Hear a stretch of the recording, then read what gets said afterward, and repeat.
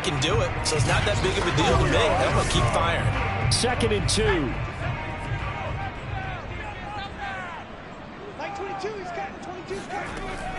Off the play fake, he'll look to throw. And incomplete. Well, listen, when you've got the lead, there's absolutely no sense trying to fit a ball in where you shouldn't. You can see the coaching in his head taking place on that play because he saw he had a receiver in the area. He just put it well over his head out of harm's way. Here's a handoff out of the gun. And boy, he is very close to a first down, but from where they're spotting that football, he's going to be a foot or so short. Give him a couple on the run as it brings up a 4th down. This late in the game, Charles, I think you maybe seriously have to think about going for it. Especially where they are in terms of field position, because this is almost like no man's land. Might hurt your punter because there might not be enough space, maybe too far for your field goal kicker. I'm like the old rule. Possession is 9/10 of the law. Possession is 9/10 of winning the game. Go for it. Get the first down. Close it out. The Broncos send out their punter now as he'll come on to kick this one away. He only punted twice in the win last week as he gets this one away. And this is a beauty as that ball's going to angle out at the 6-yard line. So well done there. And these punters, they get more specialized and better each and every year, don't they? They sure do. And now it's really not the American punters. It's the Australian punters with their kicking academies and that flat drop and just kind of kicking the nose of the football. They're able to almost stop it where they want to, like a good golfer can check one up. The offense back out there at the line, ready for their next drive. And he's going to take this up past the 10 to about the 11. Their defense accomplished step 1 of the mission. They forced the punt. Now they'll look to erase that deficit and take a 4th quarter lead. They'll keep it on the ground. Page, and they're going to get him behind the line yet again as his nightmare afternoon continues. A loss on that play, and now 3rd down gets tougher. 3rd and 6. And the trend continues here in the 4th like it was in the 1st, 2nd, and 3rd. He's had nowhere to run. And you're probably thinking to yourself, why do they keep feeding him the football? Well, they trust him first and foremost. They do believe that over time he might actually pop one of these runs. But bottom line is he takes care of the ball well for them, so they'll keep handing it to him. And this offense on 3rd down today, lacking much success, just 2 for 7 to this point. This will be 3rd and 6. He's going to flip one out here to his running back. And he will get the first down as he's up to the 20-yard line. One of my old teammates called me the other day when he was watching the game. He's like, man, trying to watch an NFL game and trying to account for their passing game, that's difficult. And just when you think you get everything covered, here comes a back out of the backfield. And in this case, he picks up a first down.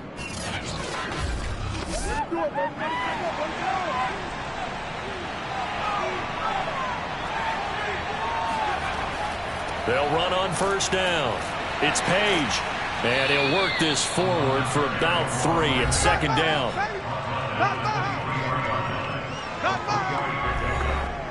Now 2nd and 7 from the 23.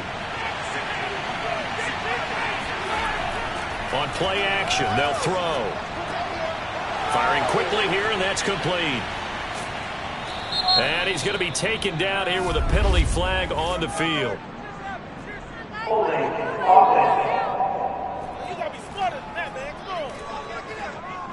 They'll come up now on a 2nd and long after the hold. He'll look to throw. It's a short one here, complete to the tight end. And he'll be out of bounds right around the 20. An important play right here, 3rd and 10. And I would expect pressure here. And he's got his favorite target yet again. It's complete. Plenty of shouts from this crowd as they watch the replay. They want a challenge, and they're going to get one. Did he keep those feet in bounds? That's the question they've got to decide. And I got to say, watching it in real time, it was awfully close. Yeah, it certainly looked like a heck of a catch because he didn't appear to bobble it, which could complicate things. But even with the benefit of replay, that's pretty tight. Well, here's the call. Get ready.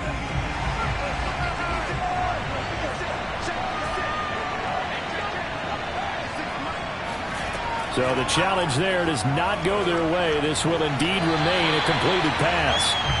Now here's a pass on first down that's knocked away and incomplete. Back to throw again. Throw left side complete. That's Page. 5 yards. Now it's 3rd and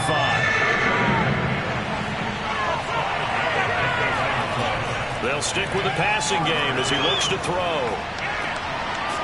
Going down the middle, and it's complete. And this is going to be another first down as they'll make the tackle at the Broncos' 43. And here we are in the 4th quarter, partner, and watch them drive for what would be a go-ahead touchdown. And you and I both know this is where you need a quarterback who can keep his cool back there. Not just for himself, but to keep the rest of the team relaxed too. So a 1st and 10 now in Denver territory at the 43. And to give this time to the tailback. And he sneaks his way forward only for a couple here. 2nd down.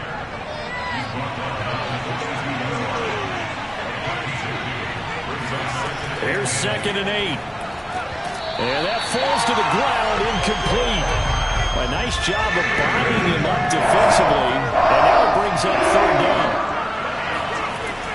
He'll drop to throw. And this time he's got the hook up. It's complete. And he can only manage to take this thing to the 38, well shy of the 1st down. They stop him for only 3 that time, and that'll bring up 4th down. One hallmark of good defenses is understanding the game, understanding positioning, and tackling immediately in the secondary after catches. I think we just saw that on display right there. Got to him before he ever had a chance to think about turning it upfield. 1 score down. Here we go. They're going to go for it here on 4th down. Oh, he's going to let this go for the end zone. And it's incomplete. They cannot convert, and they turn it over. The 4th down pass play doesn't work out. And the Broncos will take over on downs. And he'll have a tough time living that one down. It's one thing, Charles, to drop a pass. It's quite another to drop it on 4th down. And so many teams work on that in terms of locking in on those key downs. You know, I've seen, you and I both been to practices where we've seen, hey, 3rd down situation, big 3rd down alert, lock in here, 4th down play, make sure you focus just a little bit extra. It didn't pay off in that situation. They'll try and start this drive in the air. And that is knocked away in the middle of the field and incomplete. So now 2nd and 10 after the incompletion on 1st down. And he'll give it here to his running back. Looking to find a lane, but he can't. Reined in at the line of scrimmage. Possibly a turning point. Big play coming. This is 3rd and long. They'll set up a throw. He's going to loft one deep left side here. And that will be incomplete. Well, they weren't scared to let it fly, but it falls to the ground and brings up 4th down. The Broncos send out their punter now as he'll kick it away for the 2nd time. First kick, 47. This one looks good as well. And no one there to stop it. Hits at the 8, but it carries all the way into the end zone for a touchback. The OKC offense ready to set up shop again. And this offense last time turned it over, went for it on 4th, didn't get it. They're lucky, though, because no points against the team on the board, but we'll see how they respond. Yeah, they've got to get a lot of credit to their defensive teammates, don't they? They had their backs on that last series, and because they did so, that allows a coach to still stay aggressive on offense and maybe go for it again in a similar situation. I was going to say maybe makes that offense feel good, but when you know you've got a defense making stands like that. Yeah, that'll loosen up things a little bit, won't it? Maybe you'll play a little bit better the next time you have the ball. Now left side, a completion to his tight end. And he gets this up across the 35 before he's out of bounds. 7 yards, the pickup there. That's a staple of this offense. Drag route to the tight end. Yeah, he's unable to use his size to break off much more yardage after the catch, but still an effective gain nonetheless. From the gun, he'll hand this off. And they will only muster a yard here to the 38. Now it looks like we've got a Bronco that's banged up on the play. Not something you want to see in Week 16 or any week, really. We'll be right back.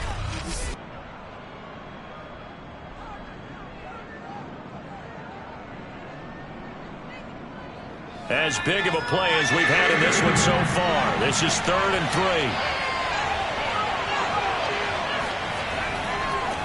Now a handoff here to his running back. And he's going to have a first down as he's brought down at the 44-yard line.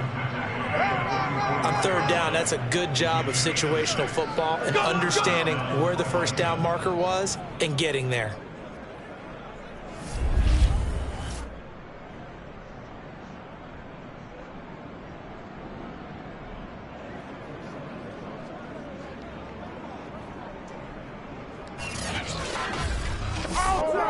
A pair of first downs gives him a 1st and 10 up at the 44.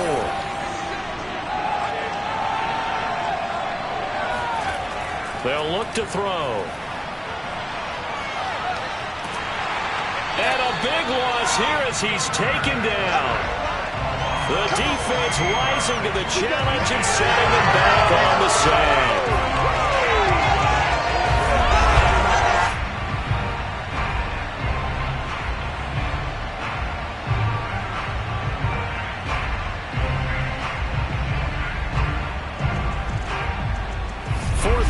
Down to the final 2 minutes, and we've got a 1-score game. So it's our visitors with a football as we get you reset. They come up on a 2nd down now in a game that looks like it's going to go down the wire. Here's a throw right side taken in by his tight end. A nickel set defensively for the Broncos here on 3rd down. Back to throw. And out of bounds on the other side of midfield at the 45. Well, they got the yardage they needed there. Picked up the first down, got out of bounds. How about the urgency that they have as well as the understanding of where they are in the field?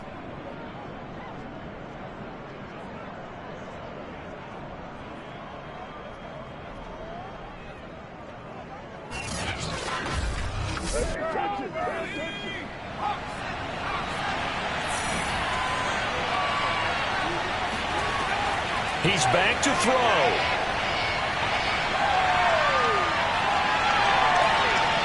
Throwing right, and that's complete. And he's going to get this inside the 30.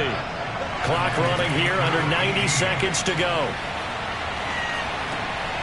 Now this one to his tight end out on the right side. And he's brought down at the 24 after a gain of 4. Back to throw. They'll contain him to just 4. 2nd down. And that is incomplete. So he's unable to complete it there and just not the game. And I believe the referee's been buzzed. Yeah, they want to take another look at this call, and it's certainly a big one here late in a tight game. They're taking a peek at whether or not those feet were in bounds, and obviously a big call here in the end zone. And not just the feet. How about the hands? How is the ball possessed while the feet are hopefully getting down in bounds? That's what they're trying to look at to see if it all comes together. Not today, baby, not today.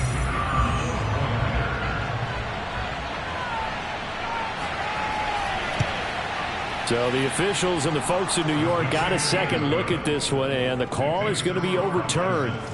Extra point through the snowflakes, up and good. So it's now a 3-point game here in the closing stages, as a field goal now can only tie it. Out is the kickoff unit as they run up and send this one away. From the 6. And he'll be out of bounds here, a yard shy of the 25 at the 24.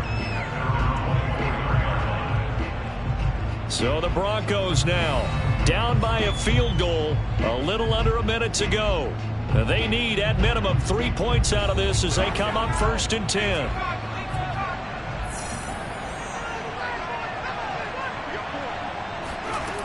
He'll look to throw. He rifles one that's intercepted. Picked off at the 39. And he brings it back to right around the 26-yard line. He's had a fantastic rookie season, made a lot of lovely throws, but that wasn't one of them. Well, we got to give him one, don't we? I mean, with the year he's having, a lot easier for he and his teammates to accept that throw, because for the most part, what they've seen, it's been pretty sensational. The OKC offense ready to set up shop again. And checking the timeouts, they do have 2 defensively, but no real need to use them as they're not going to be able to stop the clock after that. On first down, it's Page. Now the Broncos going to use the second of their timeouts as the clock stops here with 46 seconds left to play. So the opening play of the drive goes backwards. Now they'll come up on 2nd and 12. They'll keep it on the ground. Page. And he'll fight forward maybe to the line of scrimmage, but that's all. Bingo, bingo, bingo. Now the Broncos will use their 3rd and final timeout as they'll stop it with just over 40 seconds to go in the game. And they'll indeed take a knee. Yeah, it's fun to kneel down in front of your home crowd, but when you go on the road, that band of brothers attitude, right, just us against the world, and get it done, how happy are they? I remember a coach at a previous stop telling me, you get a win on the road, doesn't matter the opponent, get out of there like you stole something. And they did in this one. So this crowd will not go home happy. It's a victory for our visitors, and they were spurred on by a strong performance in that 4th quarter as they held their opponents off the scoreboard. Everyone wants to pitch a shutout for the entire game, but when you throw one in the 4th quarter, that tells everyone that you're getting stronger and dominance is starting to take over, right? The way that you close, the way that you finish, that gets preached to you from the time you're playing Little League football all the way up through. And they closed them out with a big-time performance down the stretch. So for Oklahoma City, it's a critical win for them as it gets them to 9-6 on the year. And they will head back home next week. Meanwhile, for Denver, it's a loss that could wind up hurting a little as they fall now to 11-4. And they will be at home next week to take on the New York Giants.